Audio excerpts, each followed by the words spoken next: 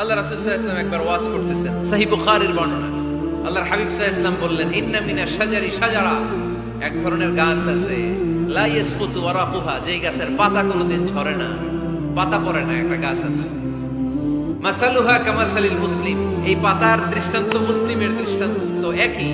হাদিসুনি মা হিয়া, দেখি তো কোন সাহাবী বলতে পারে এটা কোন গাছ। আল্লাহর হাবিব বললেন, এমন একটা গাছ আছে যেই গাছের কোনো পাতা ঝরে না। এই পাতার দৃষ্টান্ত, গাছের দৃষ্টান্ত, মুমিনের দৃষ্টান্ত একরকম। ফাহাদিসুনি মা হিয়া, কে আছো বলতে পারো এটা কোন গাছ? কেউ পারে না। সাহাবারা মনে করছে এটা মরুভূমির কোন একটা গাছ হবে। কেউ বাড়ির পাশে যে খেজুর গাছ আছে এটা খেয়াল করে নাই।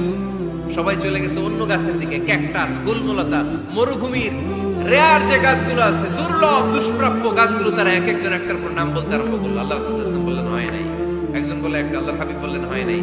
সবশেষে কেউ যখন পারে না, আল্লাহ রাসূল সাল্লাল্লাহু আলাইহি ওয়াসাল্লাম বললেন, ইন্নাহা নাখলা, এটা খেজুর গাছ। এটা কি গাছ? সবাই বলেন কি গাছ? খেজুর গাছ। কেউ পারে নাই। ওয়াজ শেষ, নসিহত শেষ, সবাই বাড়ি ফিরে যাচ্ছে। সাইয়েদনা ওমর ফারুক রাদিয়াল্লাহু তাআলা আনহু, উনি ওনার ছেলে আব্দুল্লাহ ইবনে